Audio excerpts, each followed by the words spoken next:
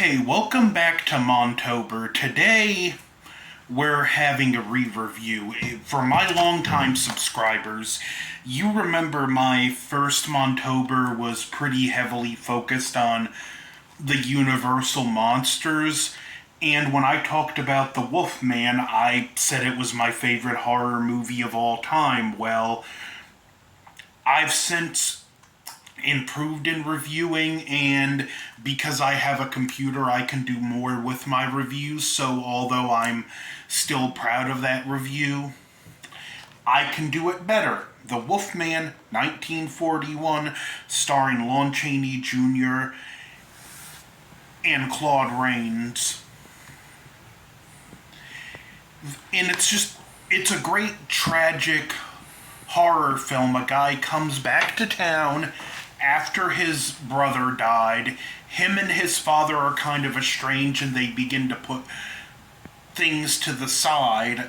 Unfortunately, Larry gets bit by a werewolf and gets cursed, and it's just a great tragic horror story. One thing I know now I didn't know when I first reviewed the movie.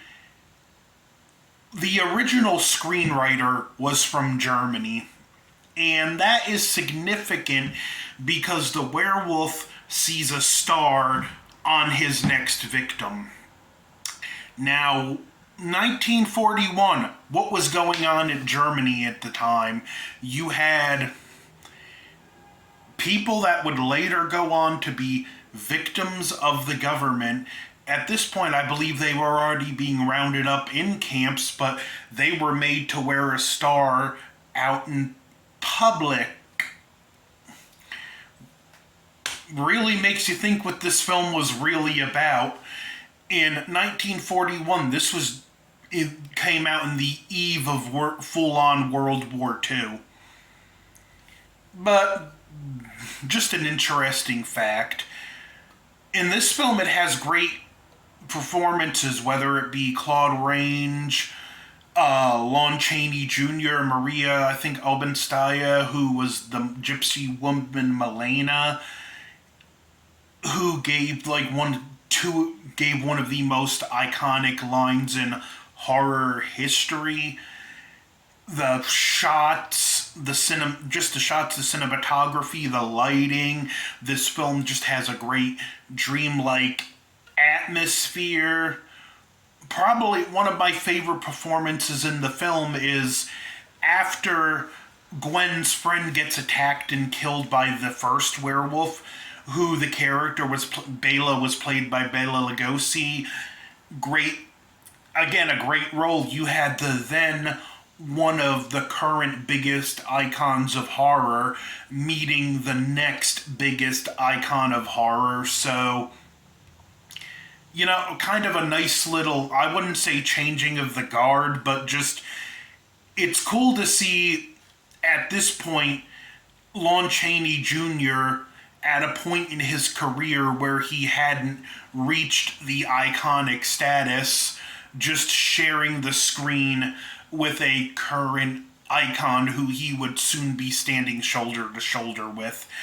Nice touch. He kills the werewolf with the silver wolf's head cane. Again, talk about iconography, one of the most iconic horror props. I know this isn't the wolf head cane, but it's still a wolf head cane, so I figured it'd be cool to have in the review. And I like the shot after he turns back into a man. You see how distraught Larry is, and it goes to his body being interred, and Larry's at the mausoleum, and Mileva comes and she gives her iconic line. But what's great is why she's giving this line and grieving her son. Without saying a word, Lon Chaney Jr. is in the background, increasingly more heartbroken over this mother grieving over a son. He knows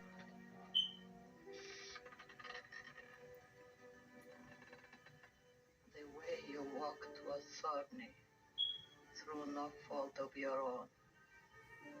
But as the rain enters the soil, The river enters the sea, so tears run to a predestined end.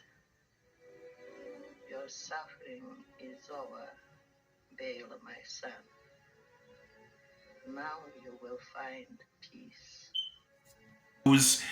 He killed. Now, what he doesn't quite understand yet is where, yeah, Maleva is heartbroken at the loss of her son. She's also joyed and relieved that her son is finally freed of his curse. So it's a great scene, great acting, and just subtlety with Lon Chaney Jr. being able to convey such emotion through without saying a word and just standing still. You know, it shows what an actor can, how much an actor can do without doing a lot, and just like I said, the performance he gave us here, just how amazing it was. Like, Larry Talbot, his story is heartbreaking, and you just want to see him be happy, which he doesn't get that. This film, kind of like Night of the Living Dead, which would come many years later, it has an ending where, you know, there's nothing good that happens to anyone. It's pretty much bad for everyone involved in the film. And, like, I don't think the ending gets enough credit for that, for how iconic and legendary this movie was. I love how natural the father-son dynamic between Larry Talbot and his father are. The Claude Rains and Lon Chaney Jr. played off each other really well. Another standout scene is after Larry's first transformation, when the gravedigger is killed and he goes to the church. He walks in and just everyone turns around and they all have these suspicious or accusing looks. And again, you see the heartbreak on his face. This film is just a masterclass in great acting, and even the music. I'm obviously not the first one to point this out, but this scene here, this music, doesn't it sound an awful lot like Danny Elfman's Batman score?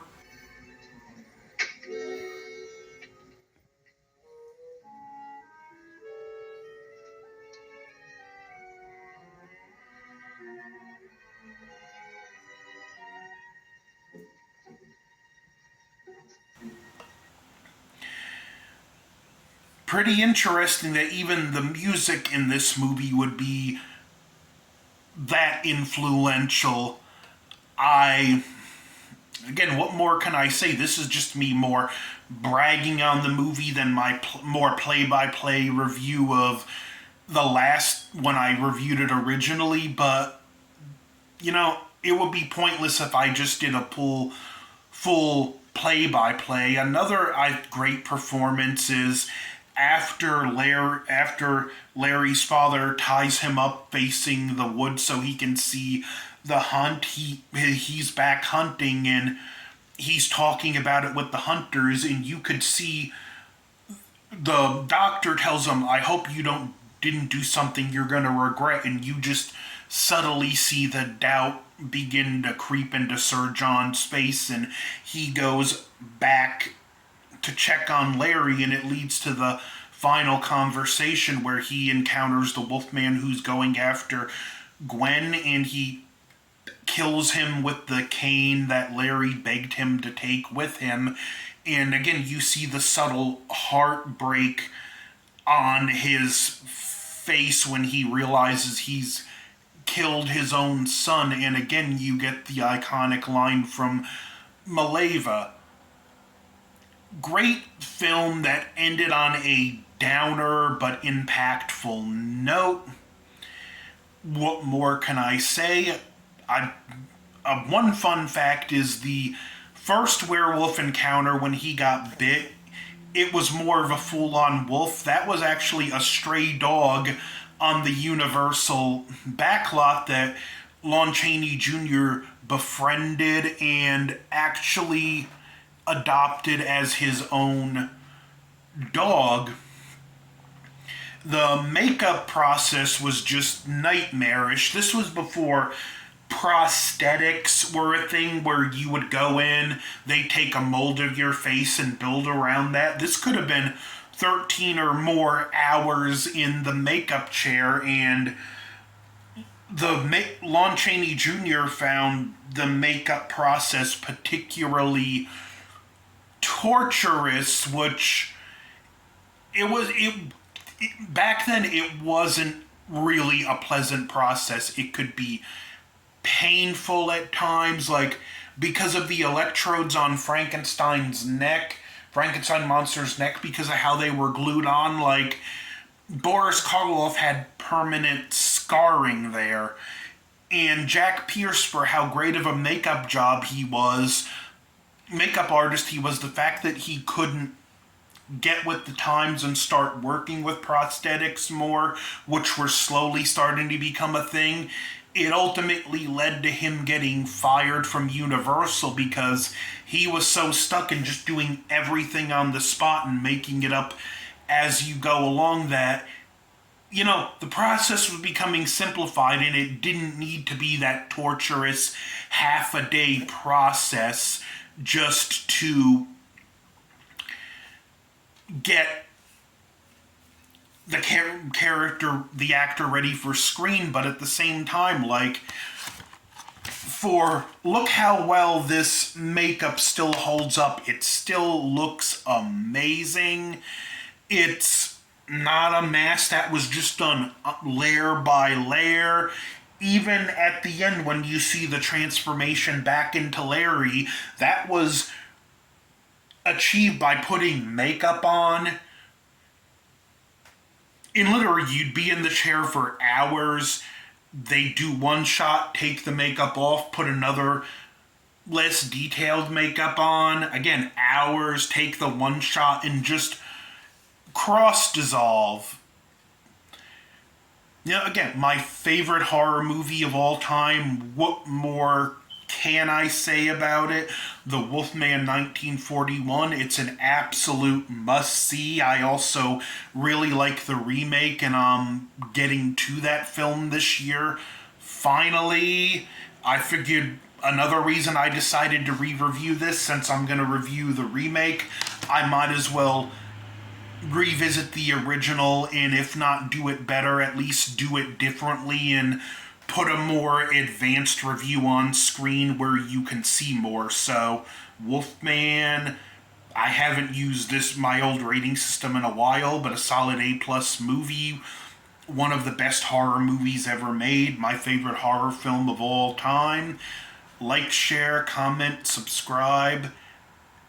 Over and out.